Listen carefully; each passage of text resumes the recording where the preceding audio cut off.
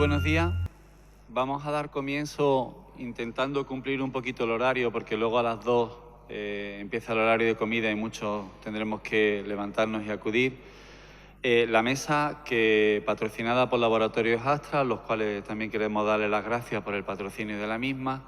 Vamos a intentar resolver algunas de las cuestiones que para muchos de los médicos de primaria se nos plantean en el día a día cuando intentamos tratar a nuestros pacientes diabéticos, ¿no? Una de las premisas de la propia mesa es tenemos que prevenir el tratamiento de algunas de las complicaciones macro y microvasculares de nuestro paciente o solo tratarlas una vez que hayan aparecido, ¿no? Ese dilema es el que intentaremos resolver al final de las exposiciones. Cuento en la mesa a mi izquierda con el doctor Antonio García Ruiz, es médico de familia, trabaja en el Centro de Salud de Pinto. Un poco más a mi izquierda está el nefrólogo Juan Francisco Navarro, trabaja en el Hospital de la Candelaria. Y a mi derecha está Cristóbal Morales, endocrino, que trabaja en el Hospital de Macarena. Yo voy a hacer una mínima presentación, solo son 4 diapositivas, un poco por centrar el tema y ver cómo tenemos los médicos de familia, los médicos de atención primaria, a nuestros pacientes diabéticos, y a continuación daré paso para que ellos hagan sus exposiciones.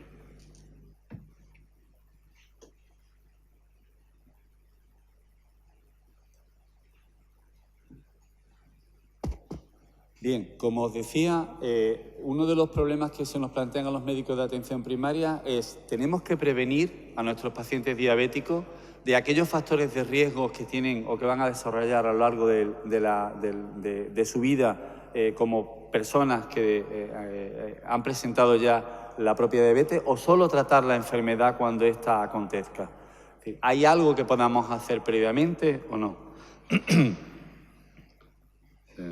Aquí.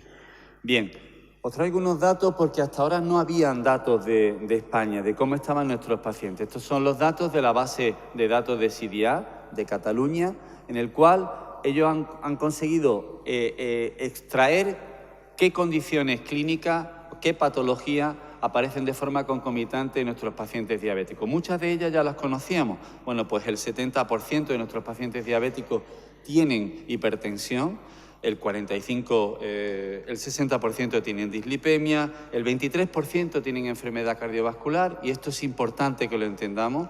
Cuando sale el proceso, el estudio en PARREG y hay que aplicar un fármaco porque parece que tiene una prevención en esta patología, tened en cuenta que el 23% tiene enfermedad cardiovascular y el 77%, por tanto, no la tiene. Insuficiencia cardíaca tiene un 7%, es decir, una patología que esta es la diagnosticada, la que está incluida, pero las situaciones preclínicas, aquellas en las cuales todavía no está diagnosticada, pero el paciente ya tiene, por decirlo de alguna forma, una predisposición al desarrollo de la misma, ¿hay algo que podamos hacer hoy en día? Insuficiencia renal, como veis aquí, hay un porcentaje alto de pacientes que la tienen de forma concomitante con la diabetes. También este eje cardiorrenal intentaremos darle solución. ¿Hay algo? No solo tratar esta situación, sino hay algo que podamos hacer previamente. Y, por supuesto, el tema de la obesidad, ¿no? Sabéis que es el condicionamiento más importante para el desarrollo de la diabetes tipo 2. El 80% o más de nuestros pacientes van a tener sobrepeso o obesidad. Existen hoy día alternativas. Podemos, en el momento del diagnóstico, tratarla con algo en especial. Bueno, intentaremos darle respuesta a esas preguntas. Sabéis que han aparecido varios estudios de seguridad cardiovascular, sobre todo con la familia de los ISGLT2, pero muchas veces podemos perder un poco la orientación. De estos estudios, cuando yo intento trasladarlo a la situación de mis pacientes diabéticos, de estos estudios, ¿cuánto corresponden a los que yo tengo, no? Bien, pues de la propia base de CIDIAP, ellos lo que han hecho ha sido extrapolar y ver cuántos de estos pacientes representaban de los pacientes diabéticos que hay en esta base de datos catalana. Bueno, pues cuando intentas sacar cuántos pacientes hay que correspondan al estudio en PARREG, que tengan los mismos condicionamientos clínicos, es un 10%. Cuando lo hace con el estudio de canaglifosina, el CANVAS, es un 25%. Y cuando lo hace con el estudio de Eclair, un 38,5% de los pacientes que tenemos nosotros en nuestras consultas se podrían incluir dentro del estudio de Eclair. Como veis, la representación de cada uno de ellos en cuanto a lo que es nuestra práctica habitual es diferente. La traslación a la práctica diaria también puede ser diferente. Bien. En este concepto, y viendo qué pensabais vosotros, hemos lanzado una pregunta en Twitter, en la cual os pedíamos, ¿el estudio de Eclair que ha aparecido, creéis que puede aportar algo nuevo a vuestra práctica diaria? Bueno, pues 8 de cada 10 de nosotros pensamos que sí existen algunos de las premisas que han aparecido con el estudio de Eclair, los resultados que han aportado, que pueden cambiar de alguna forma nuestra práctica clínica. Bien, este conjunto de preguntas y de problemas que pueden plantearse dentro de la atención primaria es el que intentaremos resolver a lo largo de la exposición de la mesa. Sin más preámbulo, doy paso al primer ponente, que es el doctor García Ruiz, para que haga su presentación.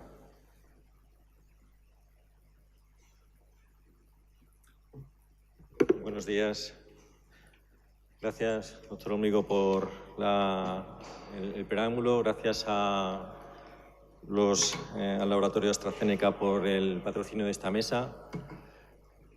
El planteamiento que nos hicieron aquí era... me plantearon, a ver, esta pregunta. En diabetes tipo 2 tratamos la enfermedad, tratamos la prevención, que pusieran en valor lo que es el estudio de Eclair. A esa encuesta de Twitter que hemos hecho, a mí me gustaría que a mano alzada levantaran aquellos que no han oído hablar del estudio de Eclair. ¿Cuántos de los que están aquí presentes en la sala no han oído hablar del estudio de Eclair? Poquitos. Bien.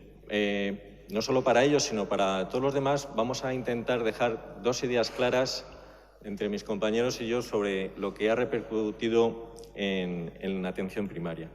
Casi todos los estudios, cuando empezamos a hablar de ellos, siempre van a hablar de los objetivos primarios, los objetivos de eficacia, cómo disminuye la presión arterial, cómo disminuye el objetivo de colesterol LDL, cómo disminuye la hemoglobina glucosilada, y eso es lo que básicamente podíamos entender si resulta o no. Pero esto no es más que un objetivo básico, primario, para ir a un fin. El fin es muchísimo más importante que el objetivo mediado de una variable. El estudio de Eclair es un estudio a escala, iba a decir universal, al menos global sí que lo es.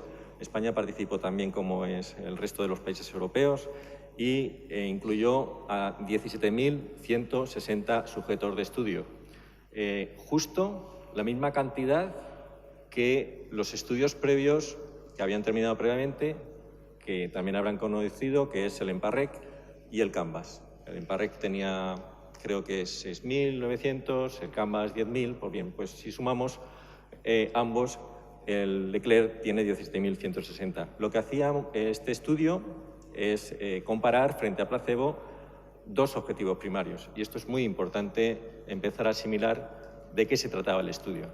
Se trataba de demostrar el objetivo de seguridad, hablaremos de ello. Se trataba de demostrar el estudio de eficacia en términos de lo que llaman MACE, muerte cardiovascular, infarto, miocardio o ictus no fatales.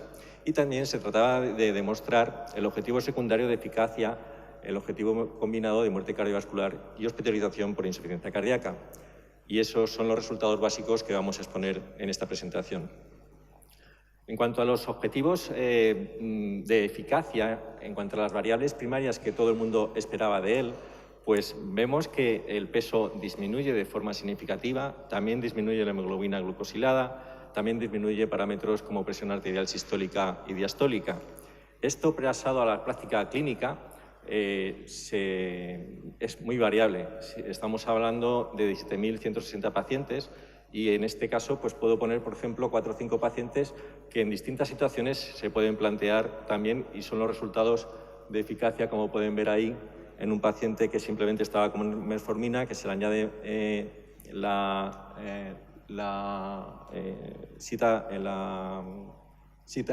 dapagliflozina, y que vemos que disminuye por lo menos 4 kilos, que disminuye un 1% porcentual de glucosilada, Si está con insulina, se le añade la dapagliflozina, disminuye un 1% al cabo de 4 o 5 meses, disminuye hasta 7 kilos en un paciente que no estaba demasiado obeso, hasta 7 kilos de diferencia.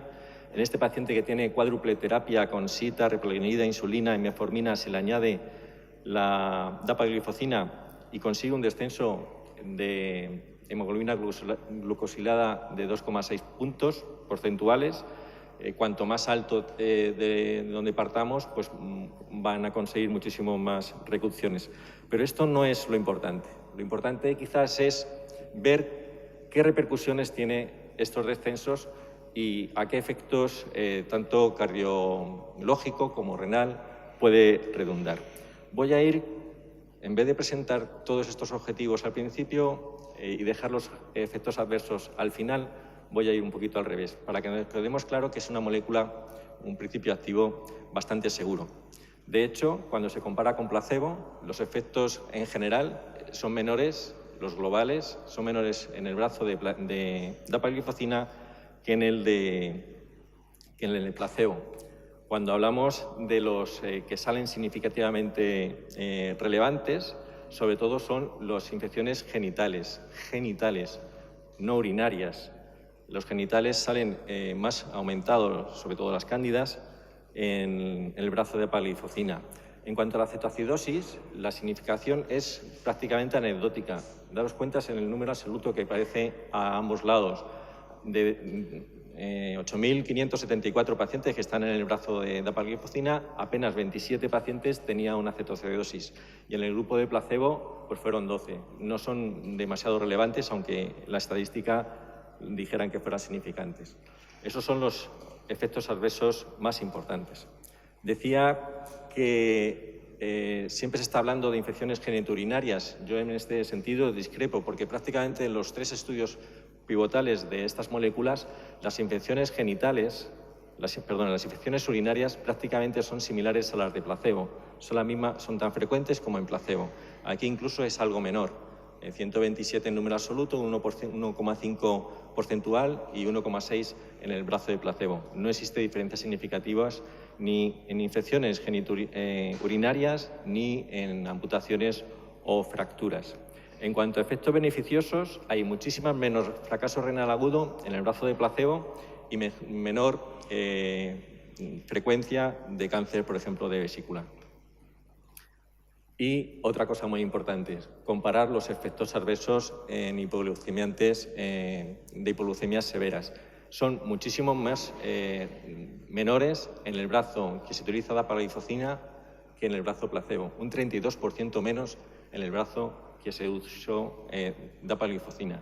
Si comparamos los estudios pivotales comparados con el EMPA-REG o el CANVAS, en el EMPA-REG apenas había diferencias en uno u otro sentido, en el CANVAS tampoco había diferencia significativa, aunque había un 13% mayor de hipoglucemias severas, pero no llegó a ser significativa. Y cuando lo comparamos con estudios de vida real, como fue el CIBD Real Nordic, prácticamente salía la misma proporción de disminución de riesgo de hipoglucemias severas utilizando dapagliflozina versus placebo o bien versus otros antidiabéticos orales. Lo importante de la diabetes es que la gente se muere de enfermedad cardiovascular. La gente, si tiene una hemoglobina alta y si esta se asocia con aumento de mortalidad, eso es cierto, pero la gente al final se muere mayoritariamente por morbilidad atribuible a una enfermedad cardiovascular. Por lo tanto, lo que hay que intentar convencer a nosotros mismos de que lo que tenemos que prevenir es que el paciente no tenga un episodio cardiovascular y que por consiguiente no acabe de forma fatal por culpa de una enfermedad cardiovascular. Y esto Nissen en el 2007 lo hizo relevante. ¿Qué me importa a mí que una molécula mejore el perfil lipídico, que mejore la hemoglobina glucosilada si aumenta un 43% el infarto miocardio o la muerte cardiovascular en torno a un 60%? Esto fue una bomba y es así. Este fue el boom a raíz del cual convencieron tanto a las agencias de medicamentos europeas como americanas, decir, esto no se puede permitir. No podemos ir a los objetivos primarios de hemoglobina glucosilada, peso o control de variables secundarias cuando lo que estamos intentando es evitar muerte cardiovascular. A raíz de eso, ambas agencias dijeron que es inaceptable que un estudio de una molécula que salga al mercado no haya demostrado su beneficio o al menos no inferioridad de mortalidad cardiovascular. Y en este sentido podemos, a la hora de elaborar y estudiar un artículo, ver qué tipo de variable vamos a utilizar como medición de esa variable de morbimortalidad cardiovascular. Lo más general es esto, es el MACE de 3 puntos. MACE de 3 puntos que se compone de la mortalidad cardiovascular basada en infarto miocardio e ictus fatales, del infarto miocardio no fatal y del ictus no fatal. Este es el MACE de 3 puntos. Hay otros estudios que habrán podido comprobar que lo hay de 4 puntos, que incluyen angina inestable o que pueden incluir incluso la insuficiencia cardíaca. Pero en principio vamos a hablar, cuando hablamos de MACE, vamos a hablar de 3 puntos. El resultado primario que nos ofrece el DECLARE es que demostró de forma contundente que no había un aumento de riesgo cardiovascular, que era lo que exigían las agencias, con una P significativa de no inferioridad, y que no pudo demostrar superioridad en cuanto a mejoría de eventos del MACE. De ahí llegó a un 7% de mejoría, pero no llegó a ser significativo. Por lo tanto, la superioridad en MACE en la población que se estudia no llegó a ser significativa. Es muy importante lo que ha intentado comentar antes el compañero doctor Hormigo, la diferencia de la población de estudio. La población de estudio del DECLARE se basa en que poco más del 40% de los pacientes tenían enfermedad cardiovascular previa y el 60% restante tenía factores de riesgo cardiovascular. Y eso es muy importante porque implicaba una tasa de eventos de MACE, incluso en el brazo placebo, en torno a 24 por 1000 pacientes. Si esto lo comparamos con el CANVAS, el programa CANVAS, recuerdo que se compuso de 2 grupos y con varias dosis de utilización, retorno al DECLARE, el DECLARE es dapagliflozina 25 miligramos, el CANVAS dapagliflozina 10 miligramos. El CANVAS podía utilizar 100 miligramos de canagliflozina, 200 o 300 y lo juntaron entre los dos. Y tenía una tasa de eventos en placebo en torno a 32 por 1000 y el EMPA-REC solo utilizó prácticamente más del 99% de sus pacientes ya tenían enfermedad cardiovascular previa. No tenían apenas prevención primaria y como pueden observar la tasa de eventos cardiovasculares principales subía casi, duplicaba en el brazo placebo, duplicaba casi a los que se declaraban, los que había en el DECLARE. Y esto es muy importante para valorar el efecto de otros objetivos secundarios exploratorios. Este año ha salido publicado qué pasa si la población DECLARE hubiera sido solamente analizada con enfermedad cardiovascular previa. Bueno, pues aquí tienen un resultado. En todas el MACE en aquellos grupos discriminando los que tienen infarto previo y los que no, hay una reducción de riesgo de MACE en torno al 16%, prácticamente la similar a la que declararon en EMPA-REC o CANVAS. O la valoración de la insuficiencia cardíaca. Esta pregunta se quería plantear, pero la dejo ya contestada. Y es importante que empecemos a reconocerla en el paciente con diabetes. La complicación cardiovascular más frecuente en el paciente diabético no es la cardiopatía isquémica, ni es el ictus, ni es una enfermedad arterial periférica. La más frecuente es la insuficiencia cardíaca. La que vamos a tener en los hospitales continuamente, en urgencias, va a ser la insuficiencia cardíaca. Y esto es así, prácticamente duplica a cualquiera de las otras dos. La insuficiencia cardíaca es la principal causa de hospitalización en España, en pacientes diabéticos, en torno al 20%, y en torno al 10% es el ictus o la enfermedad coronaria. Es muchísimo más frecuente la insuficiencia cardíaca. Y se analizó como objetivo combinado primario también el objetivo de mortalidad cardiovascular y hospitalización por insuficiencia cardíaca en el estudio EMPA-REC y demostró una superioridad versus placebo con una reducción de riesgo en torno al 16%. Cuando este objetivo primario de mortalidad cardiovascular y hospitalización por insuficiencia cardíaca se discrimina entre pacientes que tuvieran previamente historia o no de insuficiencia cardíaca, también fue relevante esta disminución y de riesgo en torno al 17%. Y también en los pacientes que tenían enfermedad cardiovascular declarada arteriosclerótica previa. En estos pacientes que tienen, cuando se hace el análisis en pacientes con o sin infarto de miocardio previo, el objetivo combinado de mortalidad cardiovascular y hospitalización por insuficiencia cardíaca es relevante tanto en los pacientes que tenían infarto previo como en aquellos que no lo tenían, en torno al 15%, 19% o 15% respectivamente. Por lo tanto, se confirma que es un objetivo contundente. Cuando analizamos, además, si esta insuficiencia cardíaca era con fracción de reducida o no, existe también una diferencia muchísimo más contundente. Prácticamente se duplica la reducción de riesgo. Es decir, no solo es eficaz en pacientes con insuficiencia cardíaca, sino que además es muchísimo más eficaz, en torno al doble de lo que podíamos conseguir previamente, si lo aplicamos en pacientes con insuficiencia cardíaca y fracción de eyección reducida. Aquí tienen ustedes arriba el objetivo primario, el objetivo secundario de exploración en orden jerárquico, oculto la parte renal, que la va a decir mi compañero. El objetivo exploratorio secundario en orden jerárquico es analizar solamente la hospitalización por insuficiencia cardíaca. También se observa una reducción muy importante en torno al 27%. Cuando esta hospitalización por insuficiencia cardíaca la discriminamos entre aquellos pacientes con fracción de eyección reducida o sin ella, también es relevante en ambos subgrupos poblacionales, en torno al 36% de reducción de hospitalización por insuficiencia cardíaca cuando tenemos fracción de eyección reducida o en torno al 24% cuando esta no está presente. En líneas generales, por abarcar el entorno de la insuficiencia cardíaca y discriminando si es con fracción de eyección reducida o no, podríamos decir que estos serían los números groseros. En principio, la dapagliflozina reduce el objetivo combinado de muerte cardiovascular y hospitalización en torno al 12% y la hospitalización por insuficiencia cardíaca en torno al 24% en aquellos pacientes que no tienen declarada una insuficiencia cardíaca con fracción de eyección reducida, pero es muchísimo más relevante en aquellos que sí que la tienen. En estos pacientes con fracción de eyección reducida tenemos prácticamente casi todos los endpoints exploratorios y primarios que se reducen de forma contundente.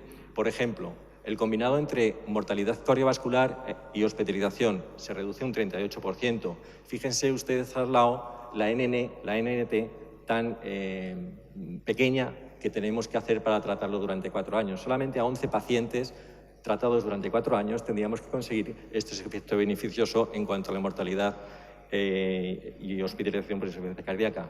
También es muy relevante la disminución de muerte cardiovascular. A ver qué producto, qué farmacia, qué principio activo consigue una reducción de mortalidad cardiovascular en torno al 45%, o insuficiencia cardíaca por sí sola en torno al 36%, o la mortalidad por todas las causas en torno al 41%, y como pueden ver, todos con una NNT muy bajita. Esto nos sabe pensar y planteamos ya nuevas discusiones y seguramente en la sala saldrán estas preguntas. Nos tenemos que plantear cambiar un poco el paradigma de manejo del paciente diabético y no solo controlar la hemoglobina glucosilada, el peso, la presión arterial, los lípidos, sino que también hay que ver un poco más allá e intentar prevenir algo que es prevenir en la población tan similar a la nuestra como es la del de Claire. Planteamos el pensamiento, tenemos en nuestro manejo la insuficiencia cardíaca como algo que va a ocurrir o que podemos disminuir esa mortalidad por culpa de ellas. Puede ser un estándar de care o una práctica habitual. Todo esto ya se está planteando a nivel internacional.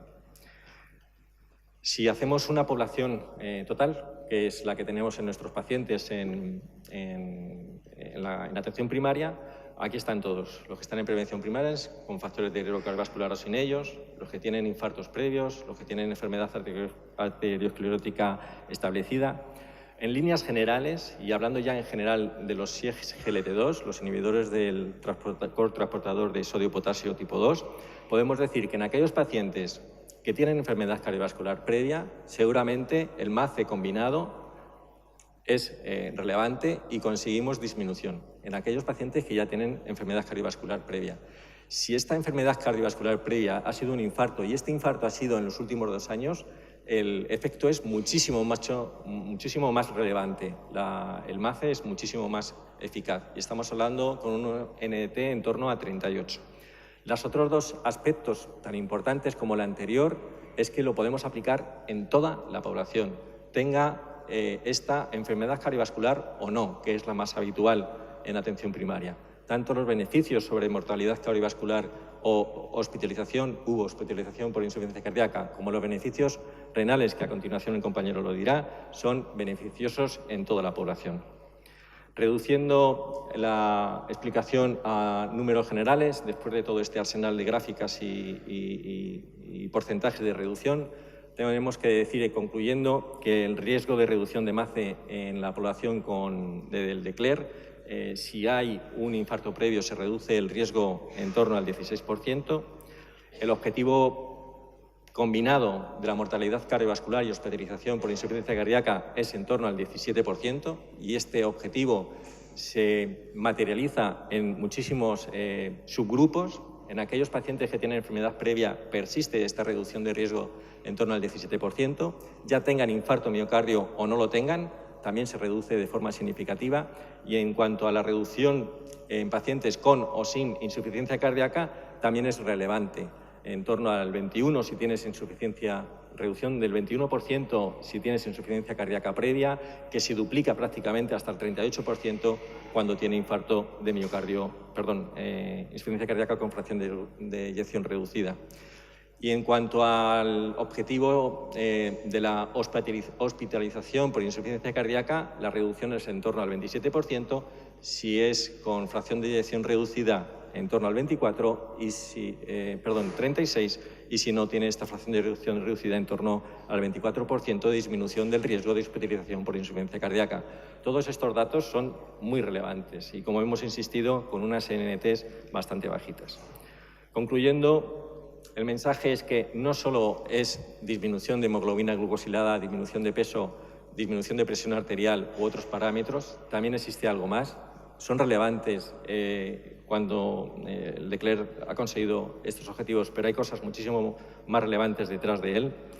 En atención primaria, el estudio que más se aproxima, como bien ha dicho mi compañero, y yo he podido demostrar, el estudio que más se aproxima a la población que manejamos en atención primaria es el estudio de DECLER. Recuerden que el porcentaje de pacientes con insuficiencia cardíaca en el estudio de DECLER es en torno al 10%, y el CIDIAR, con más de casi 400.000 pacientes, prácticamente sigue lo mismo. Sí me gustaría hacer un comentario al respecto. Es que en la atención primaria diagnosticamos poco, mal o no pensamos en ella en estos pacientes. Seguramente, si la buscamos, seguramente encontraremos ese 10% que seguramente coincidirá con el estudio de DECLER. Eso es lo que intentamos encontrar en nuestros pacientes. Muchos se cansan si no buscamos y no encontramos la insuficiencia cardíaca. En cualquier caso, sabemos que con estos principios activos, con los SGLT2, vamos a reducir el que aparezca o que tenga complicaciones. Una de las conclusiones relevantes del estudio de DECLER es que se redujo el 17% del objetivo primario del riesgo de mortalidad cardiovascular y hospitalización por insuficiencia cardíaca. Recordar que la complicación más frecuente y prevenible en paciente con diabetes es la insuficiencia cardíaca y tenemos que ir a buscarla, y el objetivo de reducción de hospitalización por insuficiencia cardíaca se consiguió en torno a una reducción del 27%. Finalizo diciendo que esta molécula previene la insuficiencia cardíaca tanto en pacientes que no la han tenido como la van a tener. La prevalencia y la solución están en sus manos. Busca, compara, y si encuentra algo mejor, desde luego, prescríbalo. Muchas gracias. Muchas gracias, Antonio.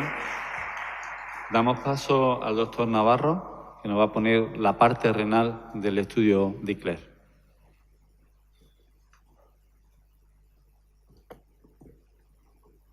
Buenas tardes a todos. Me gusta empezar con esta diapositiva. Seguro que los más jóvenes probablemente no recuerdan al pequeño Saltamontes y a su maestro que le daba esos sabios consejos. Y uno de ellos decía que si caminas solo irás más rápido, pero si caminas acompañado llegarás más lejos. Yo como nefrólogo estoy encantado de estar aquí hoy, en vuestro congreso, y hablar de síndrome cardiorrenal, aunque ya como Antonio ha focalizado más en la parte cardiológica, yo, aunque daré unas pinceladas, me centraré más en la parte renal. Estos son mis conflictos de interés.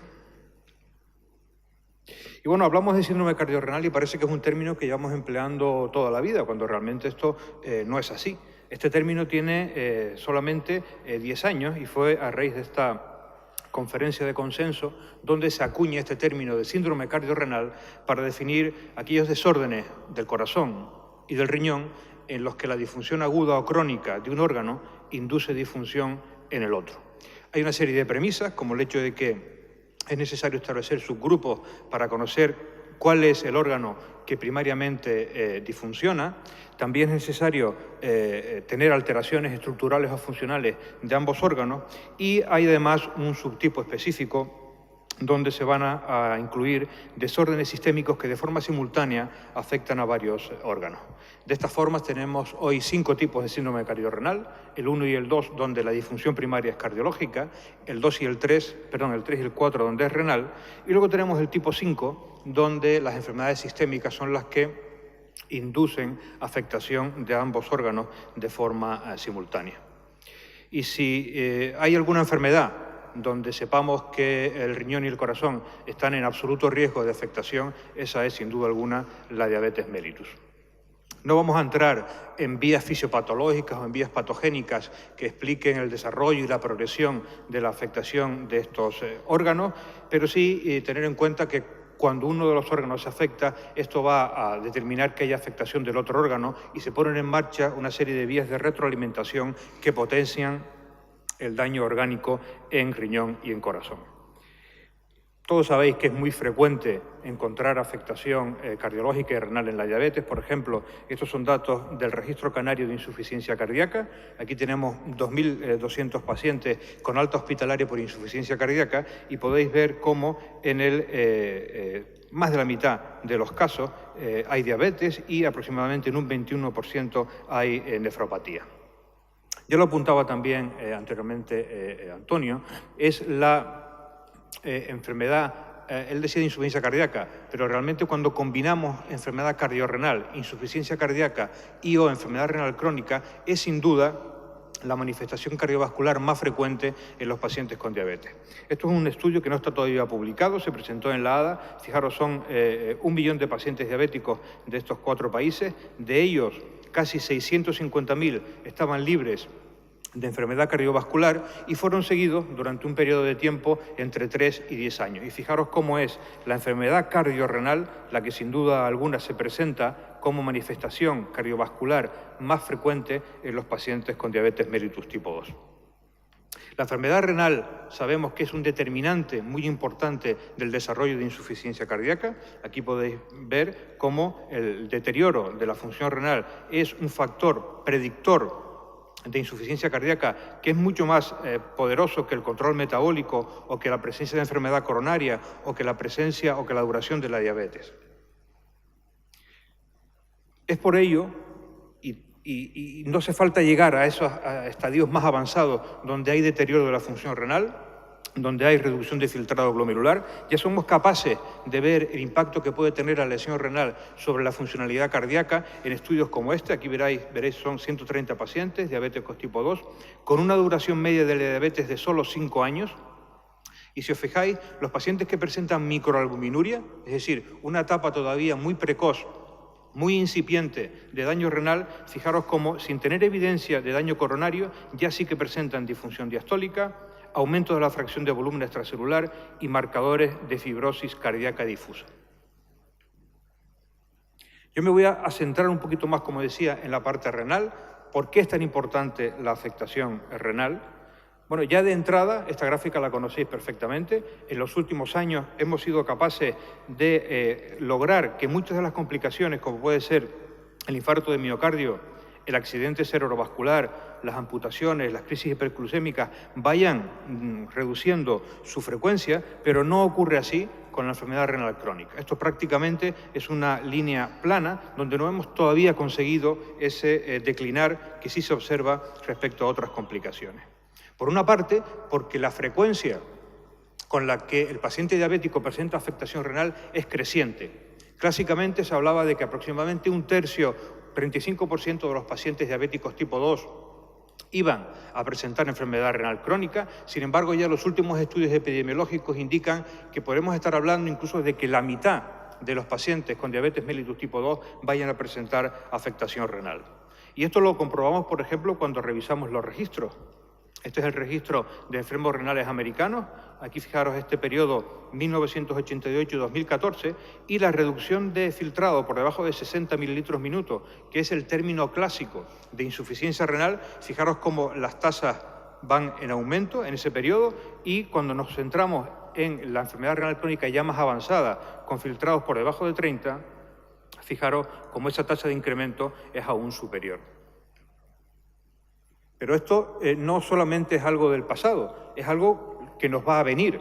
Este es un estudio a nivel europeo, son 12 países, y fijaros, solo os muestro las gráficas de 4 de ellos. Por ejemplo, Finlandia, Holanda, Italia y España. Y fijaros cómo en todos los casos las curvas de prevalencia de enfermedad renal crónica en pacientes con diabetes para la proyección hecha al año 2025 va en aumento.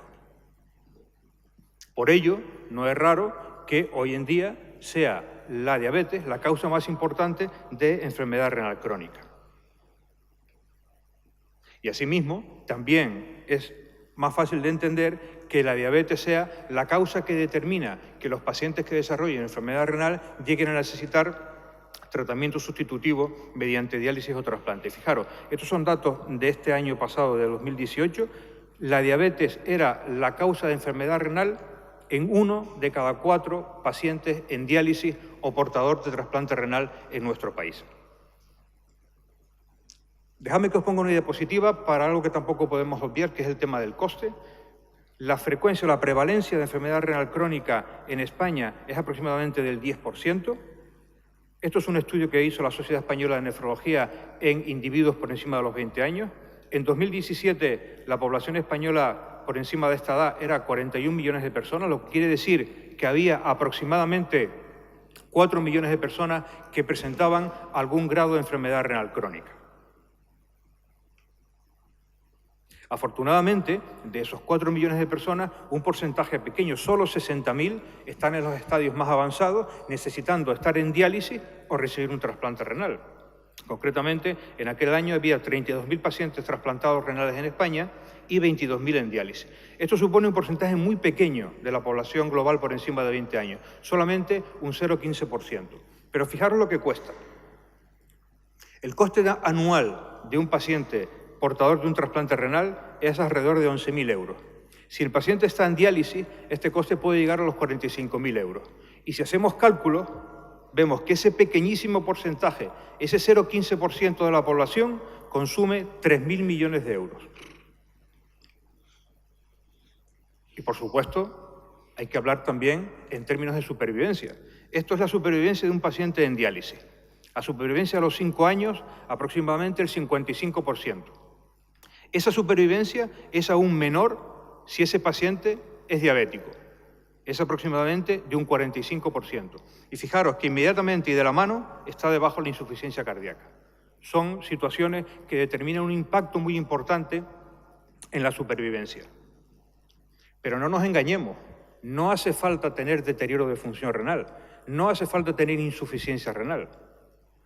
Esta gráfica indica el impacto sobre la esperanza de vida en función del nivel de albuminuria. Y fijaros, por ejemplo, para un individuo de 55 años, si tiene microalbuminuria, ya tiene una pérdida de esperanza de vida de casi 7 años.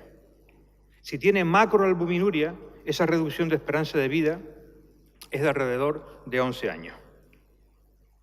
Y es que no podemos, ya se comentaba anteriormente, la enfermedad cardiovascular y la diabetes van de la mano, pero en este binomio está incompleto si no incluimos la enfermedad renal. La enfermedad renal es un factor multiplicador del daño cardiovascular en los pacientes diabéticos. De hecho, en la evolución de un paciente con enfermedad renal crónica hasta los estadios finales, es más probable que muera por un evento cardiovascular que llegue a esa situación final de necesitar diálisis o trasplante renal. Esto se ilustra perfectamente en esta diapositiva. Tenemos el grupo de referencia, que son individuos no diabéticos sin enfermedad renal, y fijaros, la presencia de albuminuria determina un incremento de riesgo de un 18%, el deterioro del filtrado de un 24%, y cuando se combinan ambos factores, ese exceso de mortalidad, estamos hablando de casi un 50%. Por todo ello, los nefrólogos somos tan insistentes, tan pesados con el tema de la nefroprotección, por todo esto que os he comentado. Y si tenemos que referirnos a algún hito en el tema de la protección renal, evidentemente el gran hito sucedió hace 17 y 18 años, cuando en el 2001 se publican los trabajos que demostraban que los bloqueantes de receptor de angiotensina 2 ofrecían protección renal más allá del control de la presión arterial. Si recordáis, eran el renal con losartán y el IDNT y el IRMA2 con irbesartán. Pero una cosa importante es que ya desde aquel momento sabíamos que esa protección no era perfecta, que había en todos los casos un riesgo residual importante.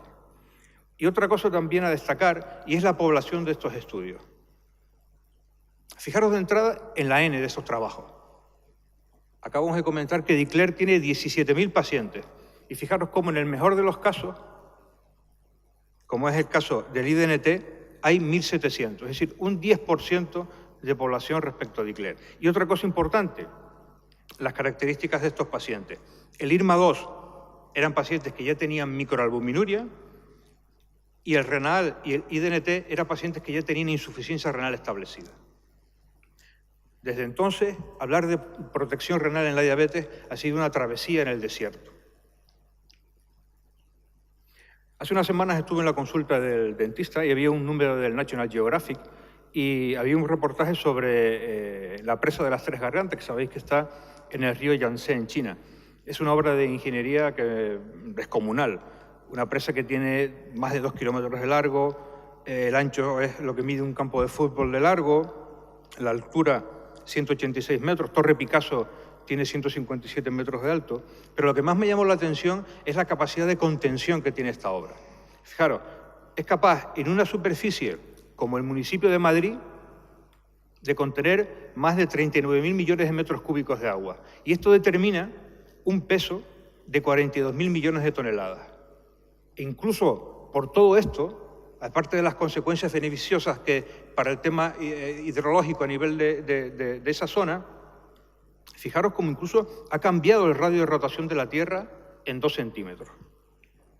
Cuando preparaba la charla, pues me parecía, yo creo que es una buena imagen asemejar el curso evolutivo de la enfermedad renal diabética con el curso de un río. En la fase inicial tenemos a todos los pacientes sin daño renal, sin lesión renal, con albuminuria normal. Vamos avanzando, aparece el primer marcador clínico, que es la microalbuminuria, hablamos de nefropatía incipiente. Seguimos avanzando, se establece la macroalbuminuria, nefropatía establecida. A partir de aquí se empieza a reducir el filtrado, llegamos a una situación de insuficiencia renal y finalmente a necesitar diálisis o trasplante. Si en este curso evolutivo colocáramos las presas que representan los estudios, tendríamos aquí el renal y el IDNT, pacientes con insuficiencia renal que lo que estamos haciendo es retrasar su llegada a diálisis. Un poquito mejor colocado el IRMA2, pacientes que ya tienen microalbuminuria y que lo que estamos haciendo es protegiendo la evolución hacia nefropatía establecida. Pero yo creo que si nos preguntaran a todos cuál sería el lugar ideal donde usted colocaría la presa para contener esta situación, diríamos ahí, aquí. Entonces, lo que nos interesa es contener a los pacientes en este punto, que permanezcan con función renal normal y sin lesión renal. Esto es precisamente DICLER. Fijaros, cuando analizamos la población DICLER desde el punto de vista renal, tenemos que más del 90% de los pacientes tienen un filtrado por encima de 60, es decir, tienen una función renal normal. El 68% tiene normoalbuminuria y casi un 20% microalbuminuria. Es decir, que casi el 90% o no tienen lesión renal o tienen una nefropatía incipiente. Cuando analizamos los resultados de DICLER desde el punto de vista renal, tenemos que fijarnos en las dos variables que se establecen.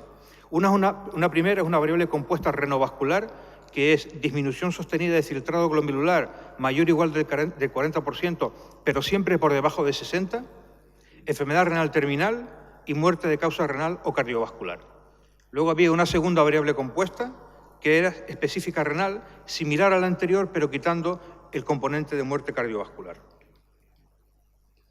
Fijaros, los pacientes que entran en la rama de dapaglifosina tienen una reducción de riesgo de un 24% de esta variable compuesta renovascular. Cuando solo analizamos la variable compuesta específicamente renal, esa reducción es todavía aún más llamativa, de un 47%. Y me interesa destacar particularmente esto, por lo que os decía anteriormente, es esta variable específica de ese filtrado por debajo de 60. Es decir, lo que estamos aquí hablando es de prevenir primariamente el desarrollo de insuficiencia renal. Y con dapaglifosina ese riesgo se reduce en un 46%. Cuando se hacen los análisis por subgrupos, y no quiero extenderme mucho, no hay interacción. Ese beneficio es consistente por todos los subgrupos que se establezcan en función de la edad, del género, la duración de la diabetes, la presencia o no de enfermedad cardiovascular previa, etcétera, etcétera. El nivel de filtrado glomerular, el nivel de control metabólico, el nivel de albuminuria. Donde únicamente se observa una interacción es en aquellos pacientes que de forma basal estaban recibiendo tratamiento diurético. Aquí veis cómo los pacientes que entran al estudio y que no recibían tratamiento diurético, el efecto beneficioso es más marcado. Probablemente porque al iniciar dapaglifosina, además de los efectos que pueda tener la molécula a otros niveles, le estamos aportando también el efecto diurético que ya estamos recibiendo los otros pacientes. Pero ¿qué pasa en términos de evolución en estadios de albuminuria? Fijaros, si tenemos los pacientes con normoalbuminuria, hay una reducción de riesgo de un 21% de progresar a micro o macroalbuminuria. Si valoramos conjuntamente los pacientes que no tienen lesión renal o que tienen una nefropatía incipiente, la reducción de riesgo de llegar a nefropatía establecida es de un 46%. Probablemente muchos de vosotros, si no todos, habéis visto esta película, el curioso caso de Benjamin Button. Está basado en un relato corto de Francis Scofield Gerard, y recordáis que esta persona que nace siendo un anciano y a medida que pasa el tiempo va rejuveneciendo. Yo creo que a eso nos apuntaríamos casi todos, ¿no? Bueno, pues Dickler también analiza este aspecto de riesgo, entre comillas, valorado como un aspecto positivo de regresión de enfermedad renal diabética. Y fijaros los resultados. Si tienes macroalbuminuria, es decir, una nefropatía establecida, tienes un riesgo, o vamos a hablar de posibilidad, de regresar a normo o micro de aproximadamente un 20%. Si tienes una nefropatía incipiente, esa posibilidad de regresar a normoalbuminuria es de un 50%. Y si valoras conjuntamente los pacientes que tienen micro y macro, la posibilidad de regresar a normoalbuminuria es casi del 60%. Globalmente, dapaglifosina incrementa en un 46% la posibilidad de mejorar desde cualquier estadio de albuminuria en el que tengamos al paciente. Y una cosa importante, que muchas veces se nos olvida cuando leemos las cosas, más del 80% de los pacientes en el estudio Dickler ya estaban recibiendo la protección del bloqueo del sistema renina-angiotensina, con lo cual todos estos porcentajes de reducción de riesgo son adicionales al beneficio que ya el paciente llevaba por tener el bloqueo del sistema renina-angiotensina. Y voy ya terminando, y yo creo que realmente me gustaría plantear cuestiones para vuestra reflexión. Yo creo que estamos no en un punto de inflexión, realmente estamos en una situación de un giro copernicano.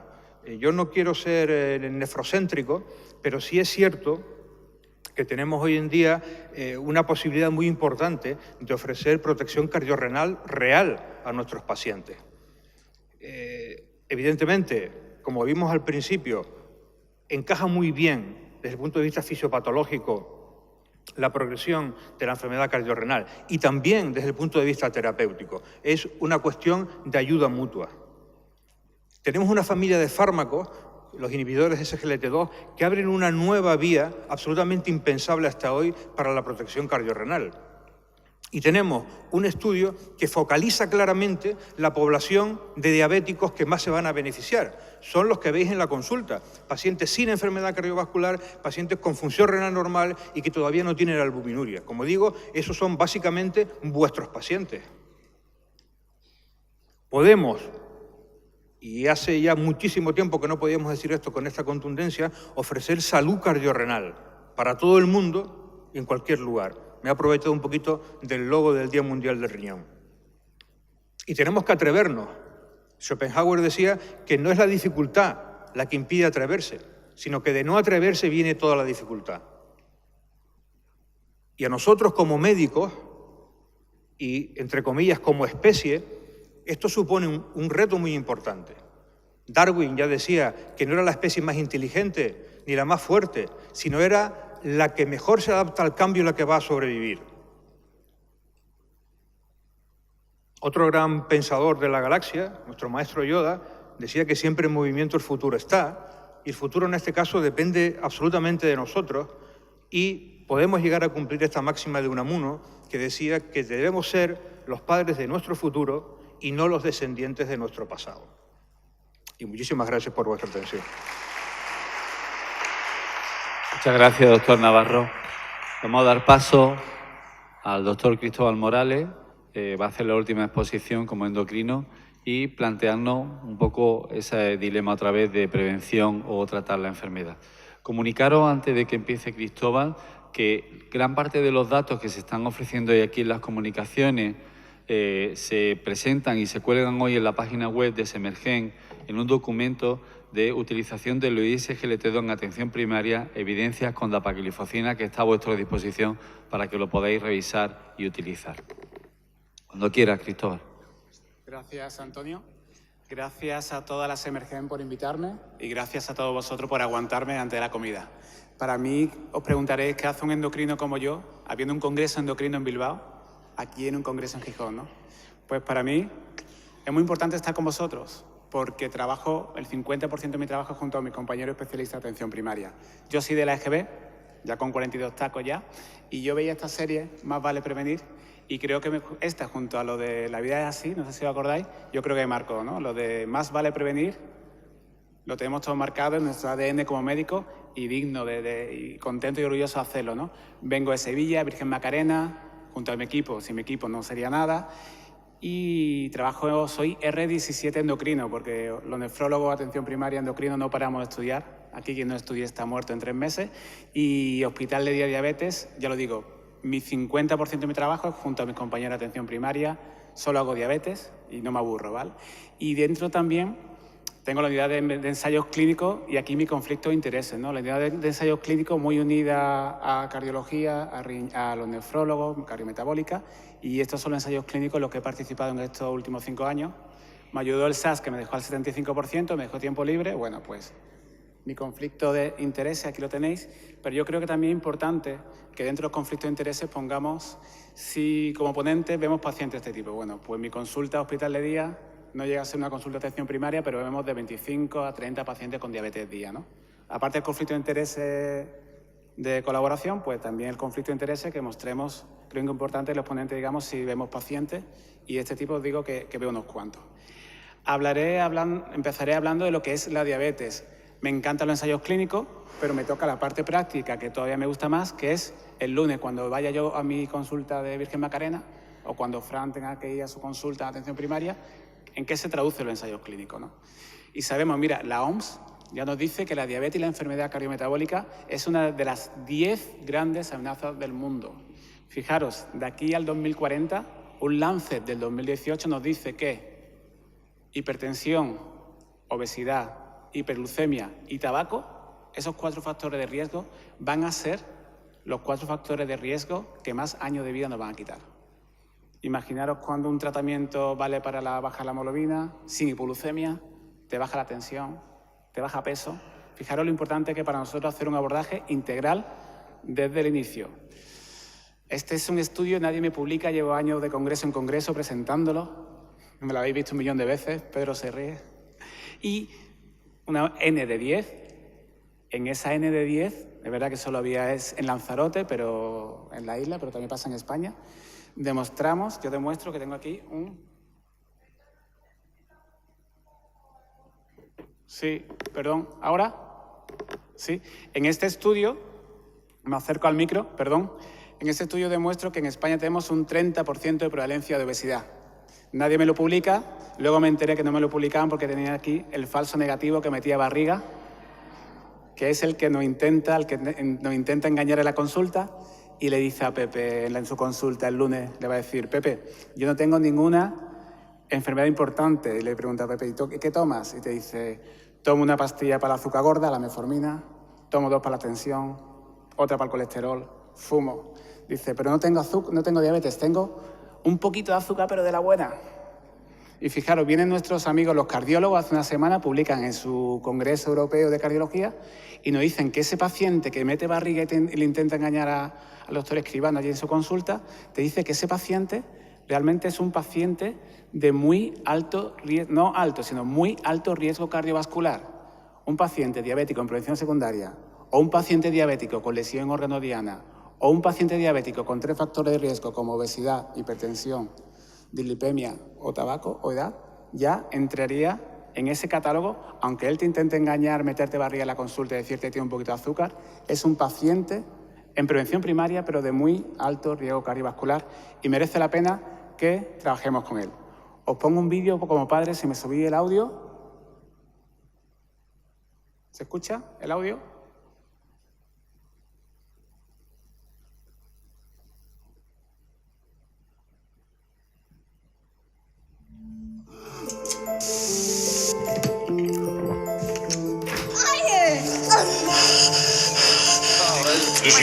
Can I get a, Could be developing diabetes. You have to exchange. Oh, yeah. You're graduating! Watch TV. You wouldn't even have to leave. You can't do this. Yes, can I get a... Yeah, no, deep dish. You have to make a change.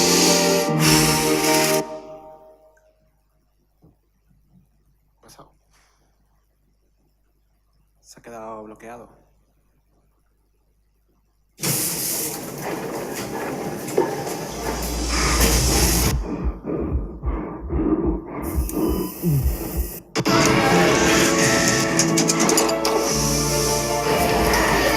Here are your fries, sweetie.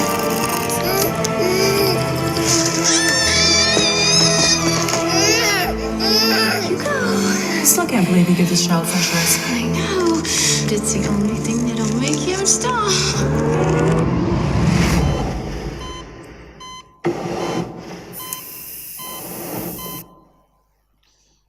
El futuro de tus hijos no tiene que parecerse a esto, ¿no? Me vais a escuchar la palabra hoy prevención 1 millón de veces, pero creo que es importante actuar antes de lo que estamos actuando. Por supuesto que sí, en prevención secundaria, una vez que un paciente ha tenido un evento, es importante actuar. Vemos que solo el 25%, datos de Cataluña o datos de que cojamos, van a estar pacientes en prevención secundaria. Pero es más importante actuar todavía cuando su médico de atención primaria le comenta, tienes diabetes, tienes que cambiar. Por supuesto, más importante sería trabajar en la prevención primordial, pero quizás, de ahí se nos escapa un poco, serían más medidas del gobierno, ¿no? Y frenar esa progresión, prevenir, dejar que esta enfermedad, esa diabetes, que es enfermedad progresiva, darle marcha atrás y frenarla. Me ha encantado, Juan, el ejemplo de la presa. Cuanto antes pongamos la presa, mucho mejor, y frenemos esa enfermedad progresiva. Datos americanos, parecidos a los datos catalanes y a los datos que tenemos en otra consulta. El 75% de nuestros pacientes lo tenemos en prevención primaria, siendo paciente ya con diabetes y factores de riesgo. Y interesante también, la complicación más precoz, prevenible, es la enfermedad cardiorrenal. Fijaros, esto es un estudio de 4 países, en los 4 países pasó absolutamente igual, un estudio de más de 1 millón de pacientes con diabetes tipo 2, y veis, da igual que sea Alemania o Japón, Noruega, Suecia, veis que la enfermedad cardiorrenal, entendiéndola como enfermedad cardíaca e insuficiencia renal, es la enfermedad, complicación de la diabetes más frecuente y prevenible. A mí en la facultad, en la Universidad de Sevilla, me enseñaron las complicaciones microvasculares de la diabetes, complicaciones macrovasculares de la diabetes, y nadie me explicó que la insuficiencia cardíaca es otra complicación frecuente que la teníamos olvidada y fatal, y la podemos prevenir. Es muy importante que vayamos cambiando nuestro esquema mental de la facultad, sabiendo que hay otras complicaciones en las cuales tenemos que actuar, no preocupándonos en diagnosticar más, el diagnóstico es clínico, preocupándonos de anticiparnos, prevenir y que no aparezca esa complicación. La diabetes en el siglo XXI, en la nueva era cardiorrenal metabólica en la cual nos movemos, ¿no? Care me, ¿no? Cuídame, pues cardiorrenal metabólica. Esa diabetes, ya nos decía Ralph Difronso, vino a Sevilla y nos dijo que el octeto nominoso teníamos que tener un abordaje multidisciplinar, pero también de todos los fisiopatológicamente, de todos los defectos de la diabetes, ¿no? Y yo a este hombre lo traigo en todas mis presentaciones. A Stephen Nielsen deberíamos hacerle una estatua en cada puerta del hospital, porque en este congreso, a partir del New England del 2007, con la rosiglitazona, lo ha comentado antes Antonio, esos eventos demostraron que teníamos que tener estudios de seguridad cardiovascular de cualquier fármaco que pudiera salir para la diabetes tipo 2. Daros cuenta que gracias a Stephen Nielsen, yo le estoy muy agradecido, he podido trabajar mucho en ensayo clínico, pero no solo eso, es que nos ha dado un cuerpo de evidencia tan grande. Fijaros, todo el ensayo de seguridad cardiovascular, cualquier fármaco para la diabetes tiene que hacerlo. Son pacientes de alto riesgo, en prevención secundaria o en prevención primaria, y a los cuales en doble ciego, aleatorizado, con un comité externo, vamos a ver seguridad cardiovascular y otro tipo de seguridad. Por ejemplo, los datos de Claire que ha presentado Antonio de seguridad extracardiovascular nos dan también mucha fortaleza. En un ensayo clínico, si a un paciente se le cae una maceta en la cabeza, yo como investigador tengo que notificarlo. Y nos da mucha seguridad en fracturas, en infecciones. Pues fijaros, estamos hablando que en ensayos clínicos hay 231.000 pacientes. Es como si yo cogiera el campo del Betis, el mejor equipo de Sevilla, y metiese a todos los béticos durante 4 años y los siguiésemos con lupa, ¿no? Si tienen eventos cardiovasculares o no. Fijaros, los DPP4, la noticia positiva, los DPP4, como todos sabéis, demostraron el endpoint primario para lo cual estaban diseñados, demostraron la no inferioridad de que eran fármacos seguros. ¿Qué ocurrió? Aparecieron los GLP-1. Hay que decir que cada ensayo clínico es diferente, porque luego tenemos la tendencia a sacarlo todo igual en una tabla, pero sabemos que la población de cada ensayo clínico pasa con los GLP-1 y pasa con los SGLT2, aunque nos parezcan iguales, no son iguales. Hay que ver qué porcentaje hay en prevención primaria, en secundaria, la edad, cómo define la prevención primaria y secundaria, el riñón, cómo está el riñón, bueno, y la vida real que nos da mucha información. Este es el último metaanálisis de todos los ensayos clínicos de GLP-1, no todos son iguales, y me centro en SGLT2, ¿vale? En Parret, Canvas-R y de Claire, ¿no? Y de aquellos vosotros que vayáis a la Plaza San Pedro en Roma, veréis que ha cambiado, que al lado de San Pedro han puesto una pastilla SGLT2 y un GLP-1, porque realmente la gente que nos dedicamos a diabetes estamos de repente contentos. En el UKPDS necesitamos 20 años para demostrarlo. Aquí, en 3 o 4 años, estamos demostrando que se salvan vidas, que se previenen enfermedades. Veréis que el endocrino o el médico de atención primaria de repente estamos flotando y contentos de ver todo lo que estamos consiguiendo. Los mecanismos fisiopatológicos, todos lo conocéis, en todos los congresos los ponemos. La teoría, el riñón ha pasado de ser un órgano a proteger a ser un actor muy importante en el control de la diabetes.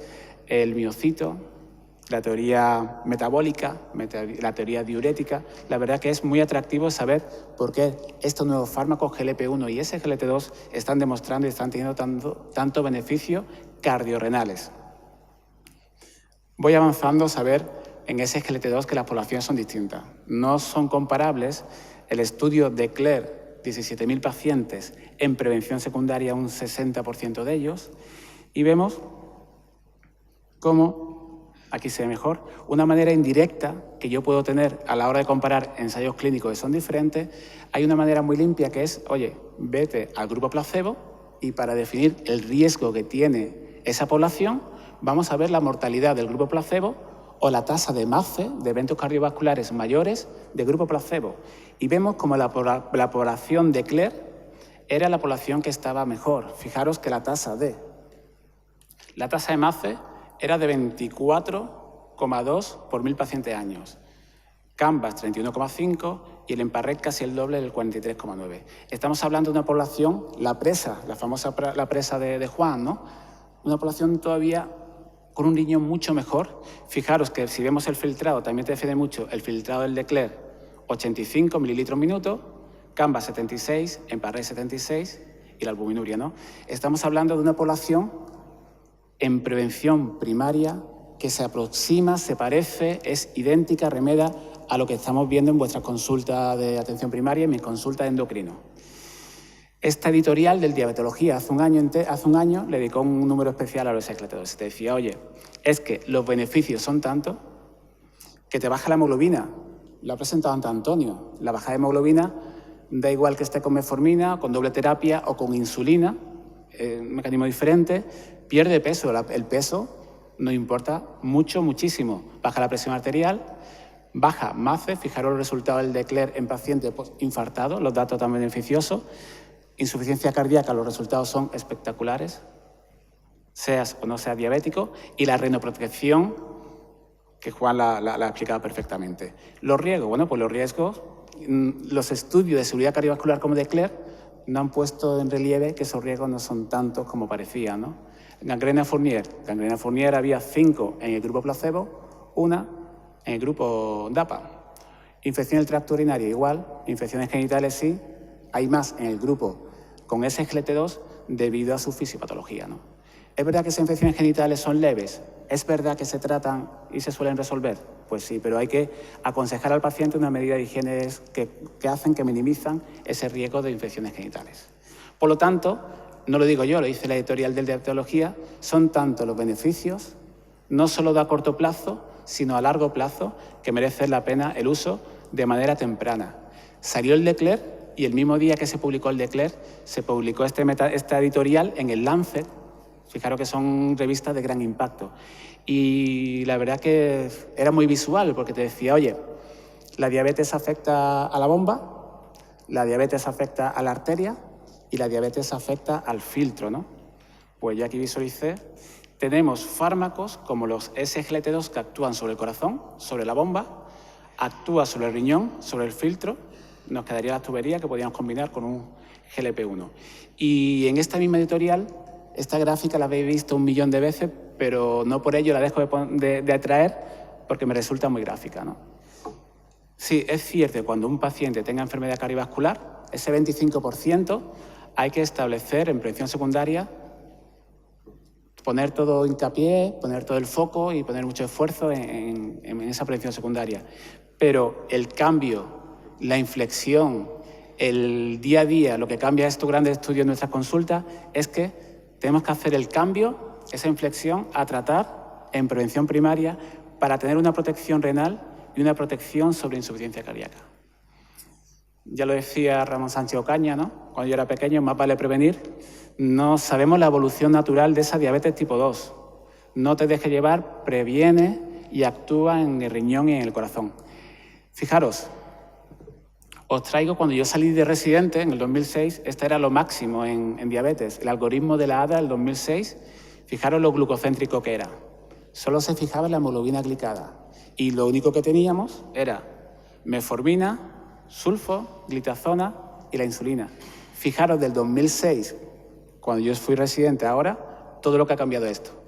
Los médicos de atención primaria antiguos, los médicos de endocrino dirían, ¿te acuerdas cuando solo hablábamos de hemoglobina para controlar la diabetes? Eran tiempos muy glucocéntricos. Esto ha cambiado y si cogemos el último consenso, se publicó en diciembre, pero ya han tenido que hacerle 4 actualizaciones. Es algo tan dinámico, la verdad que apasionante. Y para mí lo más importante, te dice, bueno, desde el inicio, ¿no? Esta paciente, esta es mi consulta, y cuando la cogemos justo con el debut de diabetes, ¿qué te dice? Te dice, en primera línea metformina y cambio en el estilo de vida. Es muy importante las primeras visitas que tengamos con el paciente, la primera cita de ese paciente con la diabetes, es muy importante hacer una labor de motivación y una actuación precoz, integral de todos los factores de riesgo cardiovascular. Juan puso la presa, yo pongo la carretera, ¿no? La carretera es porque sabemos la progresión natural de ese paciente con diabetes tipo 2. Sabemos que ese paciente tipo 2, en un 80% hipertenso, en un 80% es dislipémico, es de muy alto riesgo cardiovascular. El término de prediabetes y diabetes realmente la misma enfermedad. Sabemos la progresión, sabemos cómo va esa carretera y sabemos que las complicaciones micro y macrovasculares pueden estar presentes incluso antes del diagnóstico, ¿no? No va a ser la primera vez que viene el diagnóstico de diabetes una vez que el paciente ha tenido un infarto. Por lo tanto, en los tratamientos para la diabetes, no tener las luces cortas. En esa carretera, no pensar a corto plazo que sí, que bajar la hemoglobina es importante, que bajar la tensión es importante y bajar el peso es importante, pero poner las luces largas, tener visión de futuro. No somos políticos que pensamos 4 años, sino tu paciente. Si hay una especialidad que es especialista en seguir al paciente de manera transversal, sois vosotros, ¿no? Y pensar a largo plazo, a 10, 15 o 20 años, y pensar en prevenir. Porque hoy sí tenemos datos, tenemos evidencia, y DECLARE ha dado mucha evidencia de que podemos prevenir. DECLARE es el único estudio de seguridad cardiovascular en esta población, tanto en prevención primaria. Por lo tanto, estos datos con seguridad podemos decir hoy en día que podemos prevenir. La ADA es decir, que nos dice que el tratamiento de la diabetes no es bajar la hemoglobina glicada.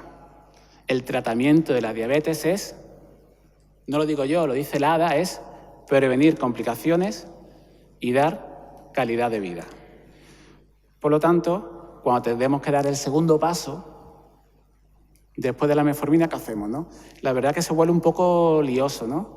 Se prioriza mucho a la hora de elegir el segundo fármaco, si el paciente tiene enfermedad cardiovascular establecida, aterosclerótica o enfermedad renal, y las vías, los caminos se nos van abriendo en función de nuestro paciente, personalizando en función del objetivo con nuestro paciente, son diferentes. Quizás el paciente incluso se puede perder con tanta guía, con tantos caminos, con tantos desvíos, con tanta ruta, ¿no? Pero sí queda claro que se prioriza. La primera señal que tenemos que tener en cuenta a la hora de elegir un camino para acompañar a ese paciente es si el paciente tiene enfermedad cardiovascular o tiene enfermedad renal o insuficiencia cardíaca. Otros objetivos en función del peso, en función de hipoglucemia o también en función de algunos países el tema de coste. Coste como inversión, ¿no? Coste es verdad que puedes coger por utilizar fármacos más baratos, carreteras más baratas, pero que a largo plazo no va a ser tanta calidad de vida, el viaje va a ser más incómodo y te pueden dar más complicaciones. Muy importante quizá destacar de la guiada, yo pondría esto, ¿no? De que continuamente te dice que evitemos la inercia, que hay que recalcular la ruta igual que el GPS, que si te equivocas no pasa nada, en 3 meses cambia, lo que es importante, si te has equivocado, no seguir por ese camino, sino cambiar tratamiento o cambiar estrategias terapéuticas. Y no sé cuánto tiempo me da mi moderador Antonio Hormigo. ¿Cuánto? 3 minutos, bueno. Voy ya con las conclusiones. Es la parte práctica, ¿no? Habéis visto que cuando yo acabé en el 2006 éramos muy glucocéntricos. Tenemos los cementerios llenos de gente con la hemoglobina en 6.0.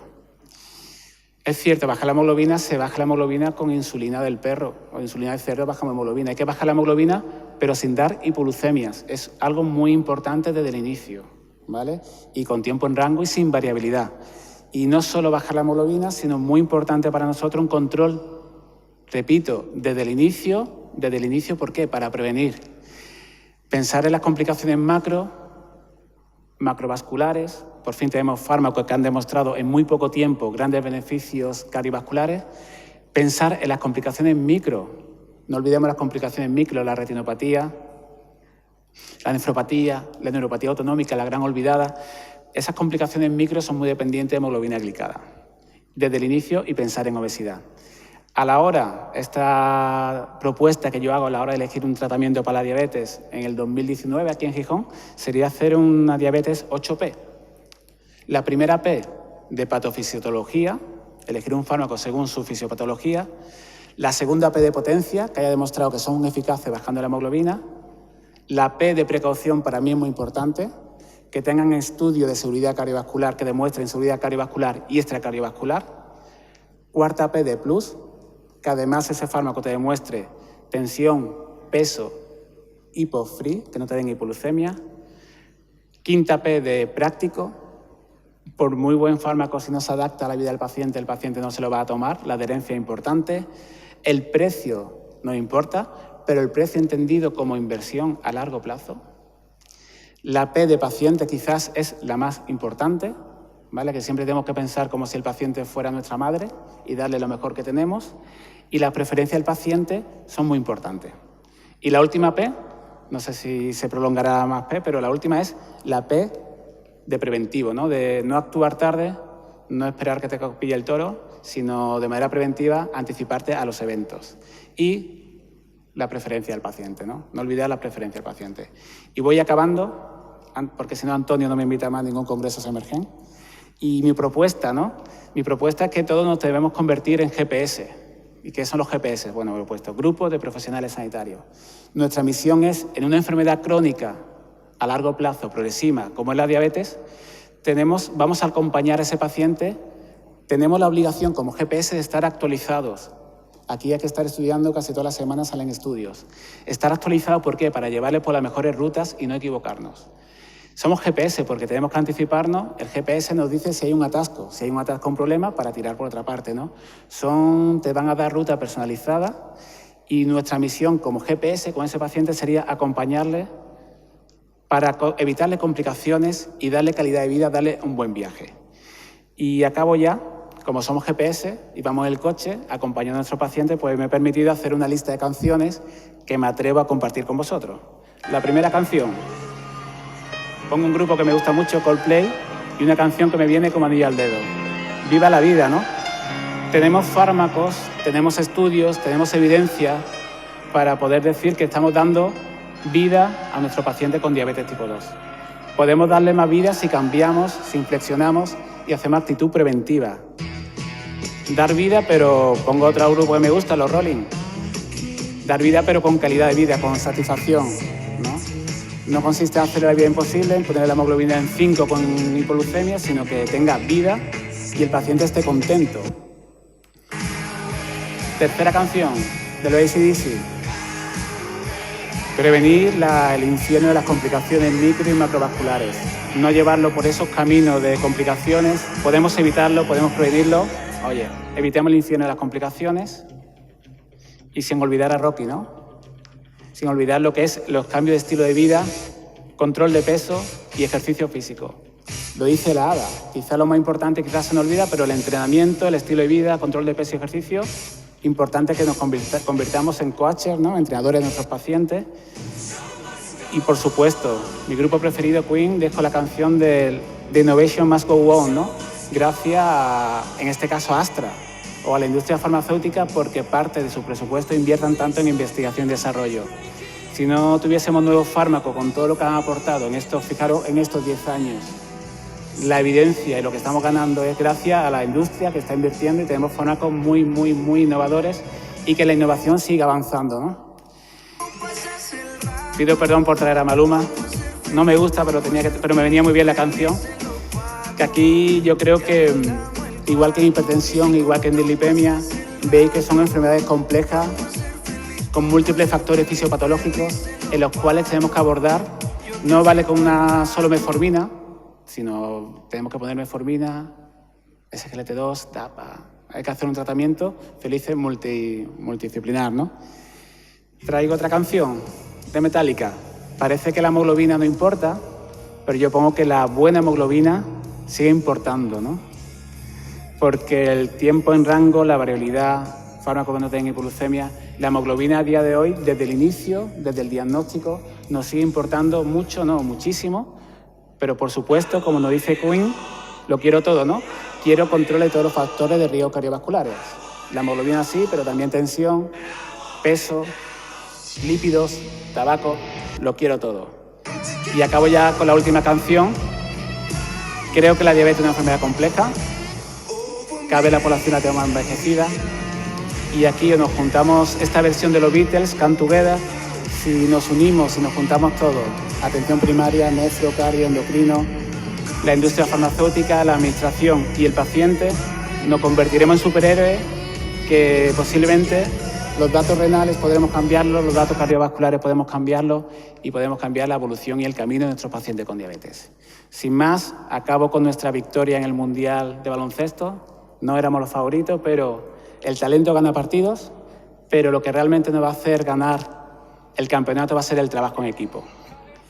Y un paso por delante, esta última diapositiva, acabo como empecé, más vale prevenir. Puede parecer que este cambio, esta inflexión en el día a día de nuestra consulta, este pequeño paso para el hombre de prevenir, de anticiparte al problema, no esperar que tenga una insuficiencia cardíaca ni diagnosticarla, sino ni que tenga una enfermedad renal. Ese cambio en nuestra consulta, ese pequeño paso, puede ser un pequeño paso para el hombre, pero un gran paso para nuestros pacientes. Muchas gracias por vuestra atención. Muchas gracias, Cristóbal. Tenemos 5 minutos, son y 54. Sé que nos tenemos que ir a comer. Si tenéis que hacer alguna pregunta o queréis alguna aclaración, alguna duda. Creo que mayoritariamente la gente se está marchando. Bueno, yo sí quería hacerle al menos una pregunta. Ahí hay una pregunta. Adelante. Hola, buenos días. Es una pregunta sencilla y rápida. ¿Cuál sería el mejor inhibidor de la SGLT2 a utilizar en general? Bueno, ¿quién quiere preguntar? No existen diferencias significativas en cuanto a los estudios marcados. Cada uno de ellos se ha basado en una población distinta, eso sí. El que más se acerca en la actualidad a la población de atención primaria es el de CLER. Si estamos utilizando población que está con enfermedad cardiovascular, pues sería el EMPAREC y el CANVAS sería intermedio. La ERTU está en el mercado. En principio, lo que hay que intentar considerar, meter en la mente del médico que atiende al paciente es que más que la molécula en sí, el grupo más o menos funciona de forma similar, es la prevención. Cualquiera de ellos va a conseguir prevenir enfermedad renal, enfermedad de insuficiencia cardíaca, otros eventos importantes del MACE también. ¿Alguna pregunta más? Allí detrás. Buenas tardes, ya. Para el doctor Navarro, la combinación de los SGLT2 con AINES, ¿hay alguna contraindicación, algún riesgo para la nefrona? SGLT2 y AINES. No hay ningún dato, ningún estudio. Pero vamos, está claro que desde el punto de vista renal, los nefrólogos siempre decimos que los AINES a último remedio. Siempre mejor manejarse con otro tipo de fármacos. Si fuera absolutamente necesario, hubiera que tomarlo un corto tiempo. ¿Alguna cuestión más? Bueno, pues ya que le habéis preguntado a ellos dos, le voy a preguntar yo a Cristóbal. Cristóbal, en estos pacientes, como tú has puesto antes, una persona que acabamos de diagnosticar, 56 años, la ADA, otra serie de asociaciones ya nos plantean que si estamos muy lejos del objetivo marcado, utilicemos tratamiento combinado. Yo te haría una doble pregunta. Tú, desde el punto de vista fisiopatológico, lo has puesto como primera P, ¿cuál sería el tratamiento combinado que a ti te parecería más fisiológico? Y en segundo lugar, ¿cuál crees que sería el target de llevar a esa persona? ¿7 como glicada o tú crees que habría que aproximarlo a otros niveles más bajos?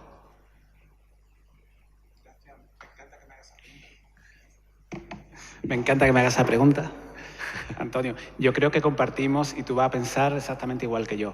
Tú me dices, el target con una sulfonilurea que te da hipoglucemia te diría 7,5. Pero me dice el target con un fármaco fisiopatológico que no te da hipoglucemia, que pierde peso y que te previene 6,5 o lo más cercano a la normalidad. Esto es muy escalonado. La ADA te dice un fármaco, 2 fármacos, 3 fármacos que nos tratan como a tontos, pero realmente por fisiopatología es más atractivo. Yo la metformina no la quitaría nunca, no me estorba y va de inicio muy bien, pero quizás un abordaje metformina SGLT2 en esa persona de inicio con mentalidad de prevenir, porque no solo baja la hemoglobina, sino trata la diabetes, va mucho más allá de eso, a mí me resultaría muy atractivo de inicio. Aunque la persona tenga 6,5, oye, pero es que en hipertensión ya se hace. Y en hipertensión nadie le extraña que tú utilices un ARA2 y unas combinaciones. Aquí pasaría igual. Desde el inicio, Raldi Fronso también lo dice, ¿no? De manera razonable, la metformina no me estorba, yo no la quitaría, pero sí es verdad que yo al inicio no me esperaría el segundo fármaco, sino haría una doble terapia que vaya actuando por mecanismos fisiopatológicos diferentes y precoz y preventivo. Muy bien, pues muchísimas gracias. Son exactamente las 2 menos 1 minuto. quiero daros las gracias por vuestra atención y por estar en estos momentos aquí y espero que haya sido de gran utilidad para la práctica diaria. Muchas gracias a todos.